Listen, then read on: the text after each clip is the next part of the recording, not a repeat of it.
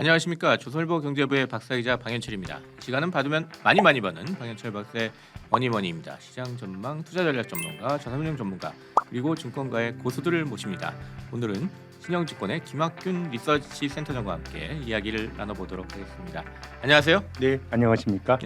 김학균 센터장은 제가 간단히 소개를 드리면 거시경제 분석과 투자 전략 분야의 베스트 애널리스트 출신이십니다. 2018년에 신영증권에 합류하셔가지고 지금까지 리서치 센터장을 맡고 계십니다. 자, 오늘은 키워드로 읽는 2022년 증시에 대해서 이야기를 해보도록 하겠습니다. 먼저 첫 번째 좀 질문을 드려보겠습니다. 코로나 이후에 2020년까지 거의 2년이 이제 흘렀는데요. 좀 이후에 좀 회복 경로를 좀 점검해보는 얘기를 해보도록 하겠습니다. 김학균 센터장은 작년에 디스인플레이션 이런 걸 전망하셨는데 조금 지금 현재 나타나는 건 차이가 있는 것 같아요. 그 차이가 생긴 이유는 뭡니까? 차이가 조금이 아니라 큰 것 같습니다. 그런가요? 예, 제가 작년 여름에 이 자리에서 시간이 갈수록 물가 상승 압박이 둔화가 될 걸로 봤는데요. 지금 뭐 어느 나라나 한국이나 미국이나 인플레이션 압박이 여전히 큽니다. 제가 놓친 건 두 가지 정도인 것 같은데요. 네.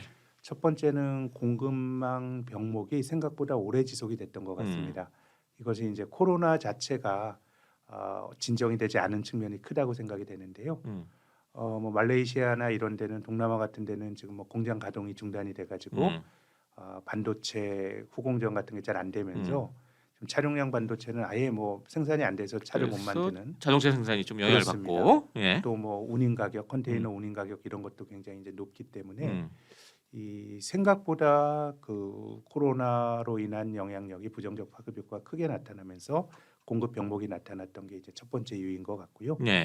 두 번째는 탄소 중립으로 가는 과정에서 뭔가 좀 에너지 가격이 굉장히 많이 좀 올라가는 뭐 이거 그린플레이션 이렇게 불리기도 하는데요. 에너지 가격이 생각보다 좀 많이 올랐습니다. 뭐 천연가스 같은 경우는 우크라이나와 러시아의 긴장 이런 것도 영향을 줬었는데요. 그래서 공급 병목과 아니면은 에너지 가격이 생각보다 높았던 게 제가 그 디스인플레이션 전망을 했는데 그 전망이 어긋나게 된 중요한 이유라고 생각합니다. 그렇군요.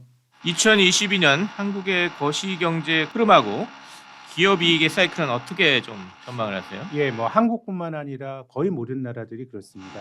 2020년에 경제가 GDP가 역성장을 했고요. 그리고 작년에는 굉장히 그 V자형으로 큰 폭의 반등을 했고 올해는 전반적인 수치는 괜찮습니다만은 작년보다는 성장률이 둔화가 되는 예를 들어서 우리나라가 재작년에 GDP가 0.9% 마이너스 성장했습니다. 작년에 4% 성장은 2010년 이후 가장 높은 성장이고요. 반등했다고 보면 되는 거고 올해가 한 3% 내외 할 것 같아요. 근데 이제 4% 3%가 한국 경제 체력에서 굉장히 높은 성장인데요. 우리가 이렇게 성장할 수 있었던 거는 2020년에 역성장한 데 따른 기저효과거든요. 그래서 2020년, 21년 올해 한 3% 정도 성장한다고 가정해서 보면 3년 동안의 연율화 성장률이 딱 2%입니다. 평균 내면. 그럼 2%는 우리 경제가 걸어온 성장의 어떤 경로에서 가장 낮은 수준이니까 뭐 시장이 어떻게 해석할지 모르겠습니다. 올해 뭐 3% 성장이 괜찮다고 볼지 궁극적으로는 저성장으로 수렴한다고 볼지 이렇게 보면 뭐 작년 하반기에 주식이 별로 이제 썩 나이스하지 않지 않았습니까? 그렇게 본다 그러면 성장률 자체가 3% 자체는 나쁘지 않지만 뭐 투자자들을 고무시킬 만한 성적은 아닌 것 같고요. 기업이익은 어떻게 될까요? 기업이익이 작년도에 아직 4분기 실적이 안 나왔습니다만 코스피 상장사가 한 235조 원 정도 벌 것 같습니다. 우리 기업이 한 해 동안에 200조 원 넘게 영업이익을 본 건 처음이거든요. 근데 이 수익성이 유지가 된다 그러면 뭐 주식시장도 구조적으로 레벨업되는 게 맞는데 기업이익도 2020년에 장사 못한 게 작년에 반영된 측면이 있다고 봐야 되거든요. 근데 2020년에 영업이익이 한 140조 원이었습니다. 그럼 2020년, 21년 이렇게 평균해서 보면 한 187조 원 정도 나오거든요. 그럼 이건 사상 최고치 아닙니다. 우리 기업이익이 190조 원 넘어갔던 적도 있으니까 그래서 제 생각에는 전체적으로 기저효과가 좀 약해지는 쪽이라 그러면 뭐 기업이익이나 아니면은 GDP 성장률이나 이 주가를 뭐 그렇게 크게 끌어올릴 만한 동력이 되긴 좀 힘들지 않을까 저는 그렇게 봅니다. 아까 이제 우리 처음 시작할 때 얘기했듯이 2022년에 가장 중요한 와둔 인플레이션 네. 이렇게 얘기를 하셨는데 인플레이션 전망은 어떻게 좀 보십니까? 저는 상반기까지는 물가가 상당히 높은 수준이 나올 것 같고요. 네. 하반기에는 좀 둔화가 되지 않을까라는 생각을 갖고 있습니다. 네. 일단 뭐 지금 물가가 올라가고 있으니까 하반기 둔화를 보는 어떤 근거를 말씀드리면 이 금융시장에서 보는 인플레이션이라고 하는 게 전기비 혹은 전년 동기비의 이제 변화율인데요. 네. 작년 하반기에 물가의 레벨이 굉장히 높아졌습니다. 이제 국제 유가는 한 배럴당 85달러까지 갔었죠. 네. 그렇게 본다 그러면 하반기에도 작년 하반기 대비해서 물가가 2% 이상 될 거냐라 그럼 저는 안 될 확률이 높은 것 같고요. 또 작년 하반기에 이제 물가가 제가 예상하지 못했던 거는 공급 병목이 오래 갔던 건데 지금 운임 가격 같은 것들 많이 오르고 있지 않습니까? 근데 내년도만 되면 컨테이너선은 또 공급 과잉으로 갑니다. 굉장히 그 작년과 올해 선사들이 과거에 10년 벌 거를 1년 동안 벌었거든요. 그래서 굉장히 이제 그 설비 투자를 많이 했기 때문에 내년도에는 이제 공급 병목과 관련된 우려도 올해 하반기에는 완화가 될 것 같고요. 네. 이제 문제는 좀 이제 앞쪽일 것 같은데 제가 조금 걱정스럽게 보는 거는 미국 연방준비제도가 좀 너무 미온적인 것 같아요. 그러니까 인플레이션이라고 하는 거는 네. 제가 말씀드린 어떤 경로로 갑니다라고 말씀드렸지만 이것이 정해진 경로가 있는 게 아니고 자기 강화적으로 막 그 발전하는 다이내믹스가 있는 것 같거든요.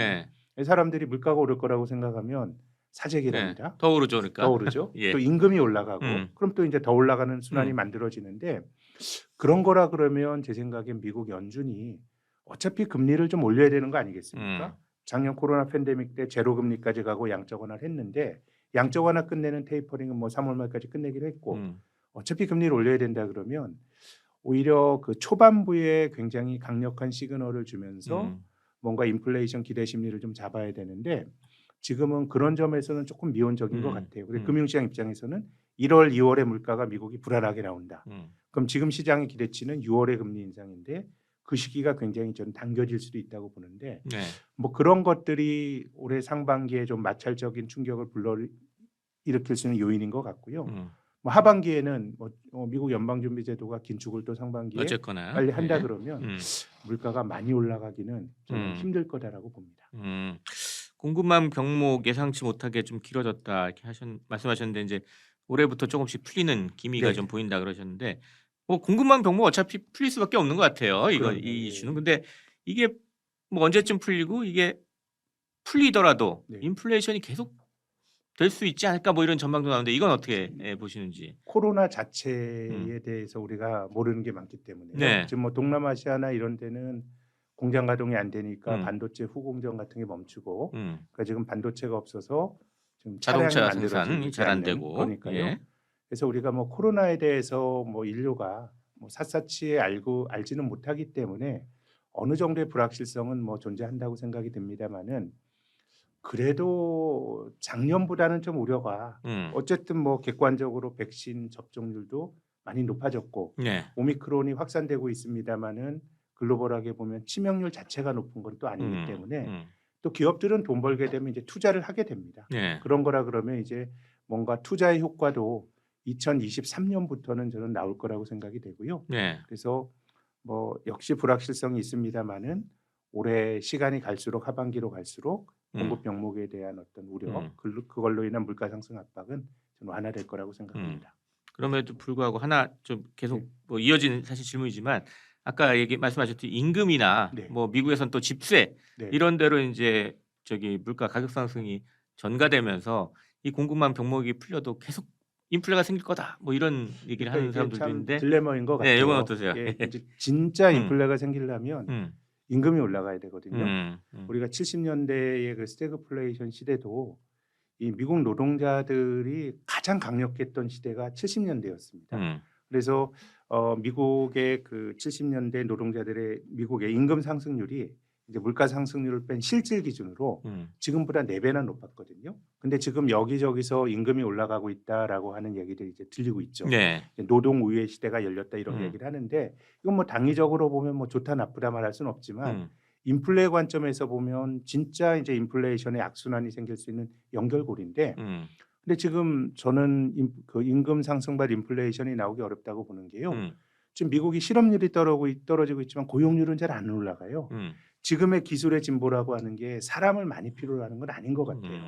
그럼 지금은 어떻게 보면 이 코로나라고 하는 그런 핵심적인 요인 때문에 일부 물류 쪽에서 임금이 올라가는 것이지 이게 뭐 포괄적으로 임금이 인플레이션의 악순환을 불러일으킬 정도로 이게 올라가기에는 제 생각에 전 세계적으로 노동조합은 네. 전부 힘이 없고요. 또 노동 자체가 변해가는 기술의 진보에 맞춰가지 못하기 때문에 저는 이것 또한 국제적인 현상으로 네. 보여요. 다만 어쨌든 인플레이션이라고 하는 거는 자기 강화적으로 자기 네. 실현적으로 이런 모습이 나올 수 있기 때문에 중앙은행이 인플레이션을 막기 위해서는 초반부에 아주 엄하게 매파적인 태도를 가져가는 게 기본적으로 저는 맞다고 생각합니다. 임금과 인플레 이런 악순환이 있을 가능성은 상당히 낮지만 그럼에도 불구하고 리스크가 있기 때문에 미연준이 좀 행동에 좀 빨리 나서줬으면 좋겠다. 뭐 네. 그런 말씀이네요. 그렇습니다. 네. 네. 지금 코로나 이후에 그 병목과 연결된 질문인데 글로벌 지금 밸류 체인도 막 다 변하고 네. 있다고 그러잖아요. 이런 상태에서 올해 좀 우리가 찾을 만한 키워드 뭐 네. 이런 건 뭐가 있을까요? 작년에 기업들의 투자가 많이 늘었습니다. 네. 물론 이제 재작년에 코로나 때문에 음. 투자 못한 기저효과가 분명히 있을 수도 있다고 봐야 되는데 네. 우리나라가 3분기까지 GDP에 잡히는 투자가 2020년보다 80조 원이 넘게 늘었는데요. 사상 최대 규모입니다. 근데 지금까지 투자라고 하는 거는 기업들이 가장 효율적인 데를 갔었죠.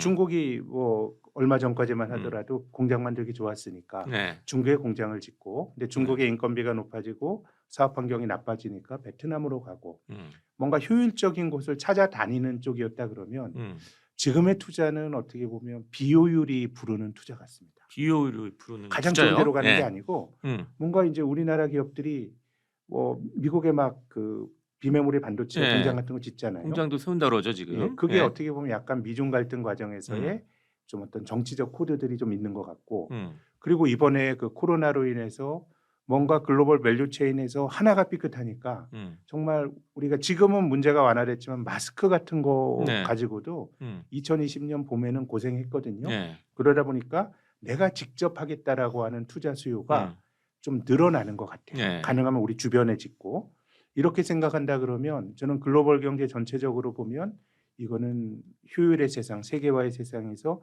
비효율로 가는 거라고 생각하는데 그런 과정에서 또 투자해서 기회를 잡을 수 있는 기업들도 좀 나올 것 같고요. 그래서 우리나라의 뭐 반도체 장비 기업들이나 이런 기업들의 경우에는 좀 기회를 볼 수 있을 것 같고, 이거 잘하는 나라가 이제 독일이라든가 일본의 기업들인데요. 관련 회사들 주가가 뭐 그 유럽은 뭐 작년 4분기에 주식이 좋았습니다만은 굉장히 강하게 올라가고 있는데요. 어떤 비효율이 만드는 투자 증가에서 또 기회를 볼 수 있는 기업들도 나올 거라고 생각합니다. 이게 원래 불확실성이 많으면 기업들이 투자를 잘 안 한다 그러는데 네. 오히려 코로나 불확실성이 있는데 네. 투자를 늘리는 특이한 현상인 것 같아요. 그러니까 그 불확실성을 네. 통제 못할 불확실성을 줄이기 위한 투자라 그러면 이것이 굉장히 좀 어떻게 들리실지 모르겠습니다만은 너무 많이 멀리 떨어져 있고 또 거기 정치적 코드까지 들어오다 보니까 자기들이 통제 가능한데 어떤 생산의 어떤 밸류 체인을 갖추고자 하는 욕구들도 커지고 있는 것 같습니다. 네. 비효율을 만드는 투자에서 또 거기에 또 증시 투자 아이디어를 만들 수 있다. 이런 네, 좀 흥미로운 얘기인 것 같습니다. 지금 작년에 이제 우리나라 수출은 지금 역대 최대를 기록했어요. 그렇다면 이제 한국 기업들의 수출 이게 계속 선방할 수 있을까? 뭐 이게 의문이 또 지금 뭐 드는데. 작년처럼만 해도 제 생각엔 굉장히 큰 선전일 것 같고요. 네. 뭐 조금 줄어들 가능성도 있다고 봐야 되지 않을까요? 지금 이제 성장률의 둔화 말씀을 드렸고요. 특히 그 올해 예상이 되는 성장률의 둔화 중에서 제일 걱정이 되는 게 중국입니다. 중국은 한 올 가을까지만 하더라도 5% 중후반 정도 성장하지 않을까 생각을 했었는데 네. 지금 뭐 성장률 전망치가 5% 초반까지 좀 떨어지고 있어가지고요. 그래서 제 생각에는 작년의 수출은 굉장히 좋았지만 올해는 거의 뭐 작년 정도나 혹은 조금 수출은 감소가 될 가능성이 상대적으로 조금 더 높지 않을까 저는 그렇게 봅니다. 또 미국으로 가는 수출도 지금 네. 미국의 상품 소비가 많아가지고 수출이 잘 되는데 네. 미국이 이제 앞으로 코로나가 더 좀 극복이 되면 네. 서비스 쪽으로 이렇게 소비가 가겠죠. 옮겨지면 우리나라 수출이 조금 좀 먹구름이 끼는 거 아니냐 뭐 이런 얘기도 나오는데요. 그렇습니다. 예. 미국 사람들이 보통 이제 내구재 소비가 네. 코로나 이전까지 한 10년 동안에 연평균 한 5.5% 늘어났는데 2020년, 2021년에는 13%나 늘어났습니다. 엄청 예, 늘어났네요. 뭐 실업 네. 늘어났지만 정부가 보조금 많이 주고 코로나 무서워서 나가지 못하다 보니까 그냥 텔레비전도 바꾸고 했거든요. 근데 이런 모습이 작년 하반기부터 나타납니다. 이 미국의 가장 큰 쇼핑 시즌인 추수감사절 쇼핑 시즌에 네.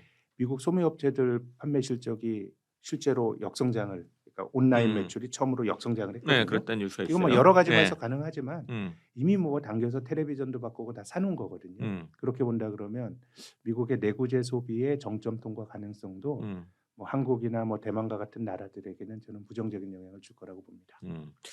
그렇다면 이제 외국인들, 네. 한국에 투자하는 외국인들이 또 관심사가 되는데 이게 최근 때 조금 좀 들어온다는 얘기도 있고 그러는데 언제쯤 본격적으로 다시 외국인들이 올까요? 수출이 약간 제 생각엔 수출이 이렇게 좋은데도 네. 외국인들이 이제 주식을 팔았고요. 또 뭐 작년엔 그렇다고 치고 2020년에 미국이 그렇게 초저금리를 만들었음에도 불구하고 주식을 팔았거든요. 네. 그렇게 본다 그러면 올해는 지금 미국 연방준비제도가 아직 금리도 안 올렸거든요. 올리는 긴축 사이클로 접어든다 그러면 한국 주식을 외국인이 많이 사기는 힘들지 않을까라는 생각이 들고, 작년 말에 나타났던 외국인 순매수는 제 생각에는 뭐 바이 반도체라고 봐야죠. 삼성전자, SK 하이닉스의 치중이 된 매수로 봐야 될 것 같고, 예.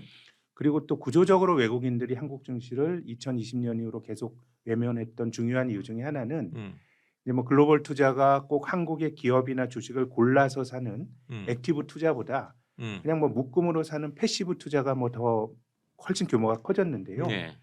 아무래도 한국이 중국과 같이 엮이게 되면서 중국에 대해서 부정적으로 보는 투자자들이 이탈을 하면서 한국도 뭐 그 매물을 같이 맞았다는 거 말고는 예. 저는 2020년에 외국인 순매도는 도저히 설명이 안 되거든요. 예. 그렇게 본다 그러면 뭐 중국과 관련된 불확실성은 올해도 뭐 지속이 될 거라고 봐야 될 것 같고요. 미국 연준이 또 긴축까지 한다 그러면 뭐 반도체를 사는 외국인들 들어올 수 있다고 보는데 시장 전체적으로 광범위하게 외국인 매수세가 확산되기는 힘들 거라고 봅니다. 조금 기대하기 힘들다. 네. 그렇다면 이제 우리 동학개미 운동 네. 개인 투자자들 네. 이런 투자 열풍 계속될 수 있을까요? 그 코로나 팬데믹 이후로 한 160조 원이 넘는 돈이 주식시장으로 유입이 됐습니다. 예. 이건 뭐 말도 안 되게 많은 돈이 들어온 건데요. 예. 근데 작년 11월, 12월에 돈이 유출이 됐습니다. 그러니까 뭐 12월에는 대주주 양도차익 과세 때문에 팔았다고 볼 수도 있지만 네. 뭐 주식을 살라 그러면 판돈이 그대로 있어야 되는데요. 11월, 12월이 코로나 팬데믹 이후로 처음으로 순 유출이 됐습니다. 이거 이제 작년 한 해 동안 주식시장이 횡보를 하다 보니까 이게 그 주식 투자를 그 끌어들이는데 가장 짜릿한 계기는요. 주가 그 자체입니다. 당연히 주가가 그렇죠. 많이 올라가면 예. 막 들어오는 건데 이제 횡보하면서 주식 투자의 열기가 어느 정도는 제 생각에는 뭐 정상화되는 것 같아요. 그런 식으로 우리가 세상 살면서 주식 말고도 신경 쓸 게 많은데 온 세상이 주식에만 관심을 가지는 그런 이상 과열에서 정상화가 되는 것 같고요.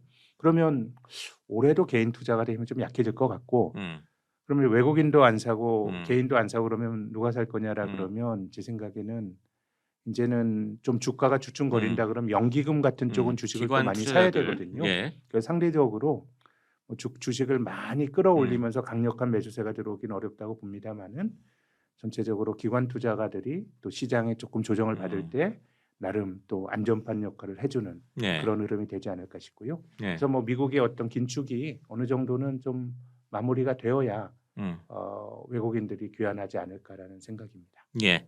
이렇게 해서 오늘은 김학균 신영증권 리서치 센터장과 함께 키워드로 읽는 2022년 증시에서 인플레이션, 공급망 병목, 투자, 수출, 외국인, 동학개미 운동까지 키워드를 가지고 쭉 얘기를 해봤습니다. 이런 가운데서 좀 센터장님 투자 아이디어를 좀 큰 틀에서 네. 좀 꼽는다면 어떤 걸 좀 꼽을 수 있을까요? 네, 저는 금리가 많이 안 올라갈 것 같습니다. 네. 지금 금리가 올라가면 한국도 뭐 그 가계 소비라든가 아니면 미국 같은 경우는 기업 부채, 정부 부채 이런 것들이 큰 것 같거든요. 그런 거라 그럼 저금리 하에서는 계속해서 자산 시장의 기회를 보는 게 맞을 것 같고요. 네. 그럼 주식이라고 하는 건 뭐 싸게 사서 비싸게 파는 게임이라고 보면 올해 상반기에 인플레이션 이슈가 있고 조금 경기 둔화에 대한 우려가 있을 때 좀 좋은 주식을 좋은 가격에 사게 된다 그러면 그래도 뭐 저는 올해 시장이 또 기회가 있는 시장이 아닐까 생각이 듭니다. 예. 자, 오늘 김학균 신영증권 리서치 센터장과 함께 키워드로 있는 2022년 증시에 대해서 이야기를 나눠봤습니다. 오늘 어떠셨는지 저희 구독자, 시청자 여러분께 마무리 인사 마지막으로 부탁드리겠습니다. 예, 뭐 투자라고 하는 건 하고 사는 게 좋은 거고요. 또 횡보하고 어려울 때도 있는 건데 그럴 때 실력이 드러나는 것 같습니다.